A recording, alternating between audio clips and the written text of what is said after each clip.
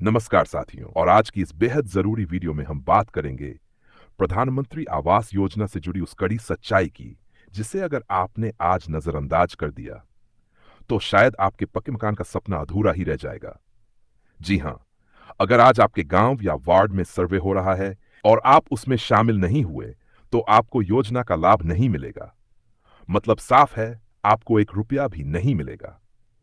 प्रधानमंत्री आवास योजना के तहत देश भर के गरीब, बेघर और कच्चे मकानों में रहने वाले लोगों को सरकार की ओर से आर्थिक मदद दी जाती है ताकि वे अपना पक्का घर बना सकें। लेकिन इस योजना का लाभ पाने के लिए कुछ जरूरी प्रक्रियाओं को समय पर पूरा करना होता है, और उनमें से सबसे अहम है सर्वेक्षण। देश के कई राज्यों में इस समय पीएम आवास योजना का भौतिक सत्यापन और सर्वे चल रहा है। ये सर्वे अधिकारी गांव-गांव और मोहल्लों में जाकर घरों की स्थिति देखते हैं और ये तय करते हैं कि किसे इस योजना का लाभ मिलना चाहिए और किसे नहीं।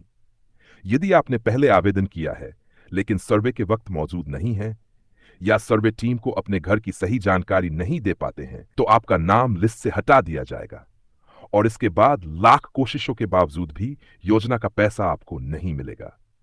बहुत से लोगों को यह भ्रम है कि एक बार नाम आ गया तो पैसा मिलना तय है, लेकिन सच्चाई यह है कि सरकार अब केवल उन्हीं लाभार्थियों को पैसा दे रही है जिनका भौतिक सर्वे पूरा हो चुका है और जिन्हें टीम की ओर से उपयुक्त पाया गया है। इसीलिए अगर आपके गांव में आज सर्वे हो रहा है, तो चाहे कुछ भी हो जाए, आपको उस सर्वे में शामिल होना ही पड़ेगा। आइए अब समझते हैं कि यह सर्वे होता कैसे है और किन बातों का ध्यान रखना जरूरी होता है। जब सरकार के प्रतिनिधि यानी कि आवास सहायक या ब्लॉक से आए अधिकारी आपके घर पर आते हैं, तो वे सबसे पहले मकान की स्थिति का फोटो खींचते हैं। अगर आपका मकान कच्चा है या टूटा फूटा है, या आपके पास रहने के लिए पक्की छत नहीं है, तो यह देखा जाता है कि आप वास्तव में योजना के पात्र हैं या नहीं।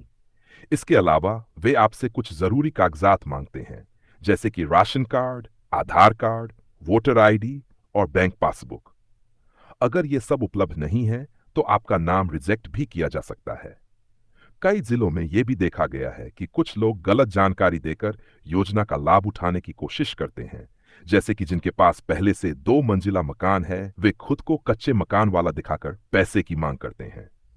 लेकिन अब ऐसा करना मुश्किल है, क्योंकि सर्वे में जियो टैगिंग हो रही है।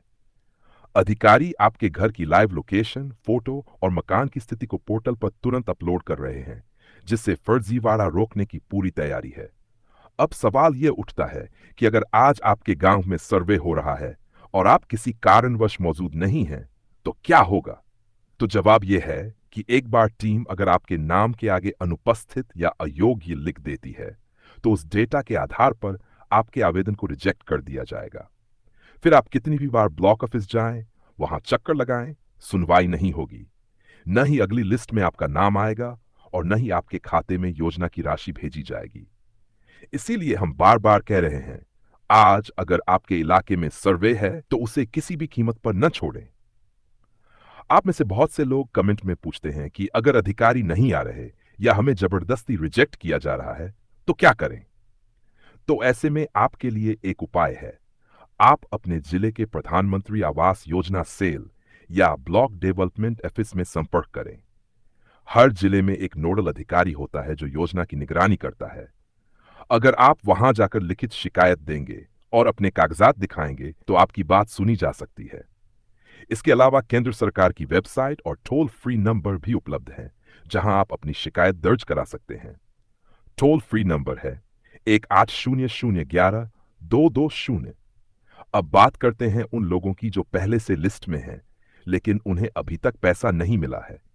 इसका सबसे बड़ा कारण यही है कि उनका भौतिक सत्यापन नहीं हुआ है।